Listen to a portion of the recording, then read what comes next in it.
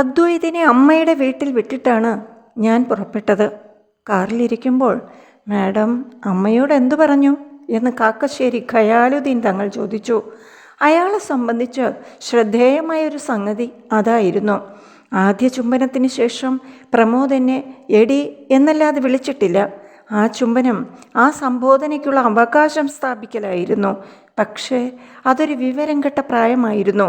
എടി വിളി മുനിസിഫിന് സുപ്രീം കോടതി ചീഫ് ജസ്റ്റിസായി കിട്ടിയ പ്രമോഷനാണെന്ന് ഞാൻ തെറ്റിദ്ധരിച്ചു. അതിലഹങ്കരിച്ചു. കോടതിയിൽ താണു തൊഴേണ്ടി വന്നതിന് പകരം വീട്ടാൻ കാക്കശ്ശേരി തങ്ങൾ തുനിയുമെന്ന് എനിക്കുറപ്പായിരുന്നു. ആ നിമിഷത്തെ നേരിടാൻ ഞാൻ സ്വയം പാകപ്പെടുത്തി. എൻ്റെ മനസ്സ് വായിച്ചിട്ടോ എന്തോ അയാൾ കൂടുതൽ വിധേയനും കൂടുതൽ വിനീതനുമായി. അതെന്നെ ഭയപ്പെടുത്തി. അമ്മ ഒന്നും ചോദിച്ചില്ല. ട്രെയിനിങ് എന്ന് വിചാരിച്ചു കാണും, ഞാൻ പറഞ്ഞു. മഹേന്ദ്രജാലത്തിൽ ട്രെയിനിങ് ഇല്ല, ഉപാസന മാത്രമേയുള്ളൂ. അയാൾ സ്റ്റിയറിങ്ങിൽ താളം കൊട്ടി എന്നെ നോക്കി. എന്തുകൊണ്ടെന്ന് മാഡത്തിനറിയാമോ? പറഞ്ഞു തരൂ. ഇതൊരു കലയാണ്. എല്ലാ കലകളും മനുഷ്യർ തമ്മിലുള്ള വൈകാരികമായ കൊടുക്കൽ വാങ്ങലുകളാണ്. വൈകാരികമായ ഒരിടപാടിനും ട്രെയിനിങ് ഇല്ല, ഉപാസന മാത്രമേയുള്ളൂ. പഠിക്കാൻ മനഃപൂർവമായ ആഗ്രഹമല്ല, അതിനു വേണ്ടത് അബോധമായ പ്രേരണയാണ്. ആ നേരത്ത് മഴ തുടങ്ങി. പെയ്തത് പുഷ്പങ്ങളായിരുന്നു. ഞാൻ ഭ്രമിച്ചു പോയി. ഗ്ലാസ് താഴ്ത്തി ഞാൻ മുകളിലേക്ക് നോക്കി. ആകാശം പിങ്ക് നിറമായി തീർന്നിരുന്നു. റോസപ്പൂക്കൾ എൻ്റെ മൂക്കിലും നെറുകയിലും ഇടിച്ചിടിച്ചു വീണു. വളരെ ഉയരത്തിൽ നിന്ന് വീണതിനാൽ ചില ഇതളുകൾ ചതഞ്ഞ് മുഖത്ത് നനവ് പോലും പടർന്നു. ഞാൻ അദ്വൈതിനെ പോലെ ഇളകി ചിരിച്ചു. ജഡ്ജിയാണെന്നത് മറന്ന് കൂവി വിളിച്ചു. അന്നോളം കാക്കശ്ശേരി ഖയാലുദ്ദീൻ തങ്ങളോട് തോന്നിയ എല്ലാ വിദ്വേഷവും പൂക്കൾ തട്ടി തെറിച്ചുപോയി. പെയ്തു വീണ എഡ്വേർഡ് റോസ് പുഷ്പങ്ങൾ കുമിഞ്ഞു രൂപപ്പെട്ട മലനിരകൾക്കിടയിലൂടെ പിങ്ക് കാർപ്പറ്റായി തീർന്ന നീണ്ട റോഡിലൂടെ ചെങ്കൽ മഞ്ഞ നെഹ്റു ജാക്കറ്റും കോളറിൽ മഞ്ഞ എംബ്രോയിഡറി ചെയ്ത ഗുരു കുർത്തയും പൈജാമയും ധരിച്ച കാക്കശ്ശേരി തങ്ങൾ അയാളുടെ റോൾസ് റോയ്സ് ഗോസ്റ്റ് കാർ ഓടിച്ചു. ചക്രങ്ങൾ റോഡിൽ പതിഞ്ഞില്ല, ഒരു പൂവും ചതിഞ്ഞില്ല. തുറന്നുവെച്ച വിൻഡോ ഗ്ലാസ്സിലൂടെ എൻ്റെ മടിയിൽ റോസ് പുഷ്പങ്ങൾ കൂമ്പാരമായി. ഞാനവ കോരിയെടുത്ത് വാസനിച്ചു. അതിൽ നിന്ന് ഒരെണ്ണം എടുത്ത് കാക്കശ്ശേരി തങ്ങൾ എൻ്റെ മുടിക്കെട്ടിൽ കുത്തി. എത്ര നേരം നിങ്ങളെ കൺകെട്ട് തുടരും? ഞാൻ വിവശയായി. മാഡം അനുവദിക്കും വരെ. സാവധാനം പുഷ്പമഴ ശമിച്ചു. മുടിയിൽ കുത്തിയ വലിയൊരു റോസ് മാത്രം അവശേഷിച്ചു. ഞാൻ പ്രണയപരവശയായി. നിങ്ങൾ എന്തുകൊണ്ടാണ് എന്നെ പേര് വിളിക്കാതെ മാഡം എന്ന് വിളിക്കുന്നത്? നിങ്ങൾക്ക് വേണ്ടത് ആദരവാണ്. കിട്ടിയിട്ടില്ലാത്തതും അതാണ്. എൻ്റെ വൈവശ്യം മാഞ്ഞു.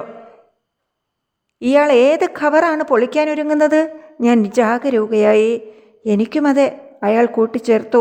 പക്ഷേ നിങ്ങൾ ധനികൻ, ആഢ്യൻ, സർവോപരി പുരുഷൻ, ഞാൻ തർക്കിച്ചു. അത് പുറമേയുള്ള ഞാൻ.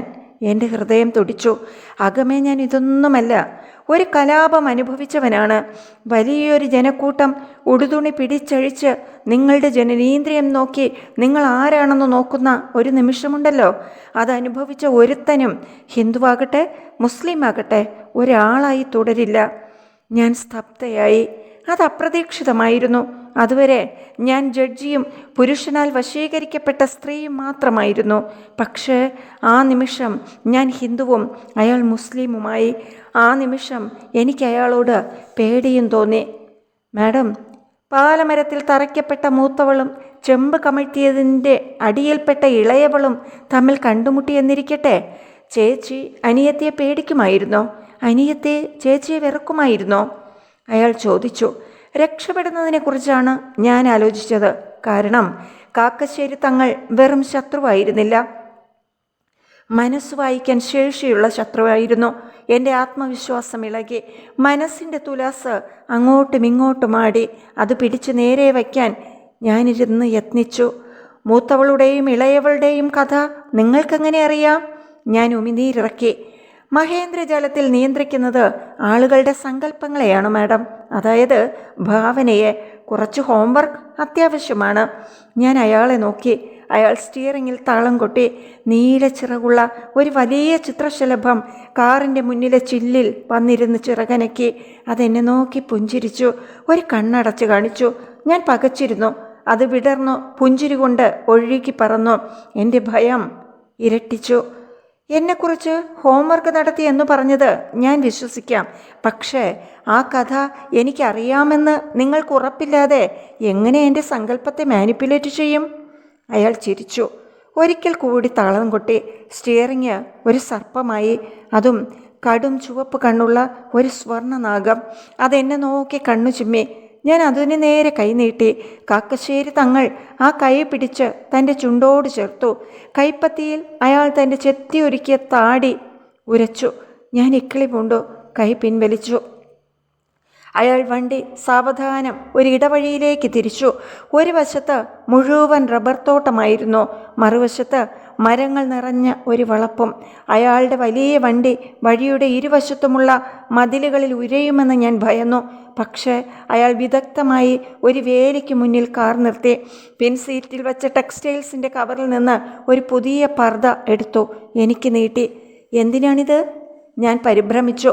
ജഡ്ജിയും കേസിലെ വാദിയും ഒന്നിച്ച് കാണപ്പെട്ടുകൂടല്ലോ. അയാൾ ചിരിച്ചു.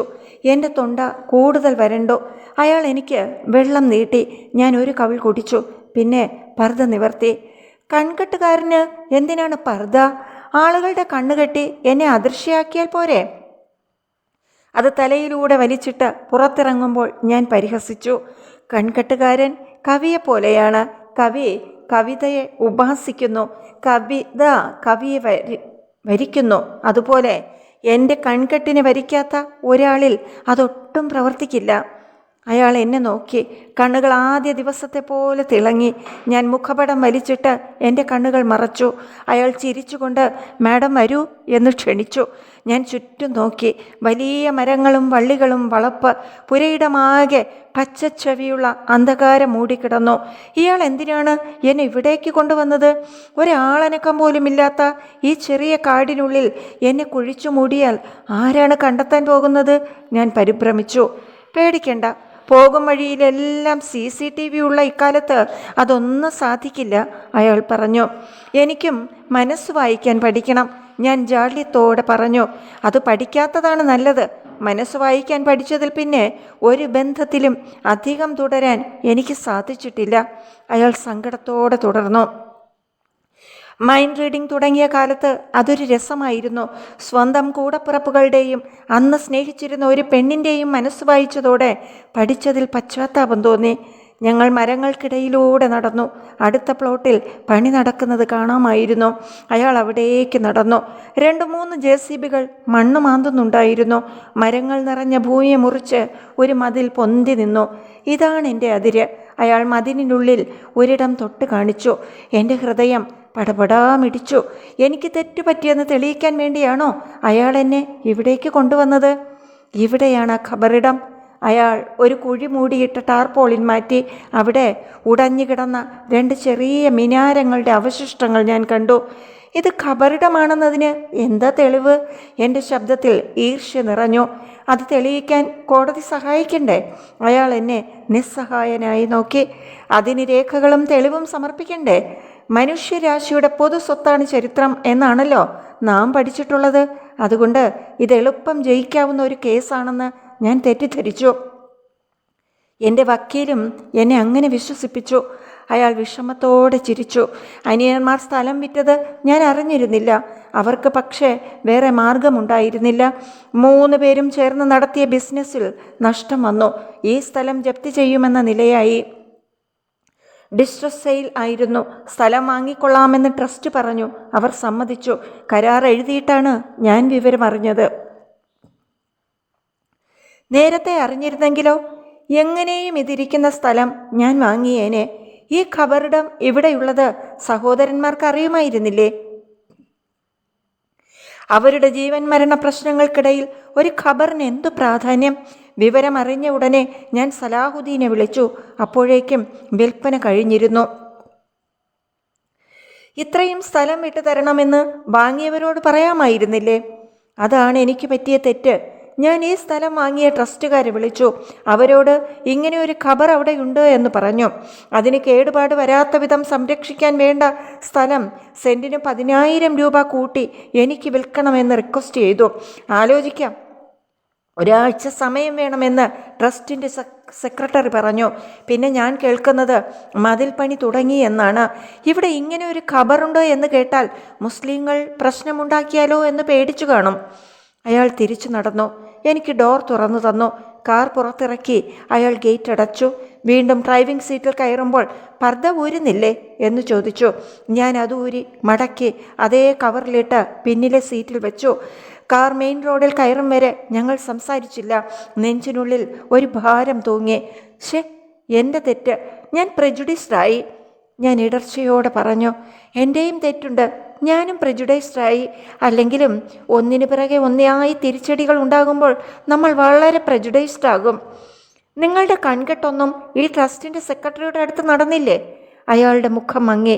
മാഡം, നിയമം തെറ്റിക്കണമെങ്കിൽ വേറെ എന്തെല്ലാം മാർഗങ്ങളുണ്ടായിരുന്നു? ആരെങ്കിലും സഹായിക്കാനോ സന്തോഷിപ്പിക്കാനോ അല്ലാതെ ഞാൻ ഒരിക്കലും എൻ്റെ സിദ്ധി പ്രയോഗിച്ചിട്ടില്ല.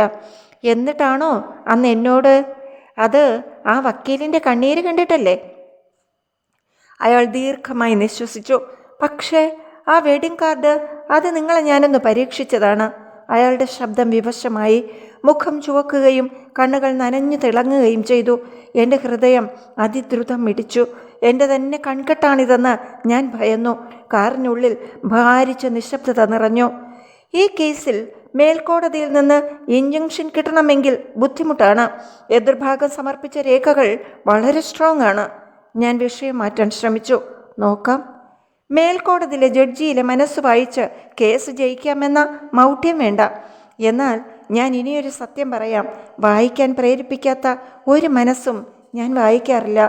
എന്ന് വച്ചാൽ മനസ്സ് വായിക്കൽ അത്ര സുഖകരമായ കാര്യമൊന്നുമല്ല മാഡം. കീറി മുറിച്ചു വച്ചാൽ ലോകസുന്ദരിയാണെങ്കിലും കണ്ടിരിക്കാൻ ബുദ്ധിമുട്ടാണ്. ഞാൻ ലേശം ചകിതയായി. പിന്നൊരു കാര്യം, കുറേ വായിച്ചു കഴിയുമ്പോൾ ബഹുഭൂരിപക്ഷവും ഒരുപോലെയാണെന്ന് മനസ്സിലാകും. ഒരേ ആശകൾ, അത്യാഗ്രഹങ്ങൾ, നിരാശകൾ, അപകർഷബോധങ്ങൾ. എന്നാലും എനിക്ക് നിങ്ങളുടെ മനസ്സ് വായിക്കണം. എൻ്റെ മനസ്സ് നിങ്ങൾ എന്നേ വായിച്ചു കഴിഞ്ഞു മാഡം. അത് നിങ്ങൾ മാനിപ്പുലേറ്റ് ചെയ്യാനും തുടങ്ങിക്കഴിഞ്ഞില്ലേ? അയാളുടെ കവിളുകൾ ചുവന്നു. എനിക്കത് ഇഷ്ടപ്പെട്ടു. അപ്പീൽ ഫയൽ ചെയ്തോ? ഞാൻ ചോദിച്ചു. ചെയ്തു. 2 ദിവസം കഴിഞ്ഞാണ് പോസ്റ്റ് ചെയ്തിരിക്കുന്നത്. തള്ളിയെന്നിരിക്കട്ടെ, എന്തു ചെയ്യും? അതിനു മുകളിലെ കോടതിയിൽ പോകും. അതിനു മുമ്പ് കാക്കശ്ശേരി തറവാട്ട് പറമ്പിൽ AD 6-ാം നൂറ്റാണ്ടിലെ ഖബറിടം കണ്ടെത്തിയെന്ന് ഏതെങ്കിലും പത്രത്തിൽ ഒരു വാർത്ത കൊടുപ്പിക്കുക. ഞാൻ പറഞ്ഞു. എന്നിട്ട് ഖബറിടം കണ്ടെത്തിയെന്ന് ആർക്കിയോളജിക്കൽ ഡിപ്പാർട്ട്മെൻറ്റിന് ഒരു കത്ത് കൊടുക്കുക. എന്നിട്ട് പിന്നെന്താ, വെറുതെ ഇരുന്നാൽ പോരെ? അവർ ആ ഖബറിടവും അതിരിക്കുന്ന നിങ്ങളുടെ സ്ഥലവും ഏറ്റെടുക്കും. എന്നിട്ട് അതിന് ഞാൻ ഉത്തരം പറഞ്ഞില്ല. അയാളാണ് പറഞ്ഞത്. മാഡം, ഇതെൻ്റെ സ്വകാര്യമായൊരു സന്തോഷമാണ്. നൂറ്റാണ്ടുകൾക്ക് മുമ്പ് സ്നേഹിക്കുകയും സ്നേഹിക്കപ്പെടുകയും ചെയ്ത, ചതിക്കപ്പെടുകയും മരിക്കുകയും ചെയ്ത ഒരാളാണ് ഇതിനുള്ളിൽ. ആ വേരിൽ നിന്നാണ് ഞാൻ പൊട്ടിക്കിളിർത്തത്. ഇനി വരുന്ന തലമുറകൾക്കും അതുകൊണ്ടാണ് ഇത് പ്രധാനമാകുന്നത്. ഇതിൽ മതമല്ല, കുടുംബമാണുള്ളത്. ഏതുതരം പരസ്യപ്പെടുത്തലും മതവിശ്വാസികളെ ആകർഷിക്കും. ഞാൻ അത് ആഗ്രഹിക്കുന്നില്ല. പിന്നെ നിങ്ങൾ എന്തു ചെയ്യാൻ പോകുന്നു? പോകുന്നിടം വരെ പോകും. പിന്നെ കോടതി തീരുമാനിക്കുന്നത് പോലെ. എനിക്ക് കുറ്റബോധം അനുഭവപ്പെട്ടു. പിന്നീട് ഏറെ നേരം ഞങ്ങൾ നിശബ്ദരായിരുന്നു. മടക്കയാത്ര പെട്ടെന്ന് തീർന്നു. അമ്മയുടെ വീട്ടിലേക്ക് തിരിയുന്ന വഴിയുടെ തുടക്കത്തിൽ അയാൾ കാർ നിർത്തി. ഇറങ്ങും മുമ്പ് ഞാൻ ചോദിച്ചു, എൻ്റെ മനസ്സിൽ നിങ്ങൾ എന്താണ് വായിച്ചത്? അയാളുടെ ഉത്തരം ഹ്രസ്വമായിരുന്നു. മാഡം, നിങ്ങൾ ഒരാളല്ല, 2 പേരാണ്. അയാൾ എൻ്റെ കൈപിടിച്ച് മുമ്പ് ഒരിക്കലും ആരും നോക്കിയിട്ടില്ലാത്തത്ര ആരാധനയോടെ പറഞ്ഞു. നാഗങ്ങളെ ആഭരണമാക്കിയ ഒരുവളും വളിയിൽ തൂങ്ങി ആകാശത്തൂഞ്ഞാലാടുന്ന മറ്റൊരുവളും. എനിക്ക് കരച്ചിൽ വന്നു. ജീവിതത്തിലാദ്യമായി മറ്റൊരാളുടെ സാമീപ്യത്തിൽ എനിക്ക് അപാരമായ പൂർണ്ണത അനുഭവപ്പെട്ടു.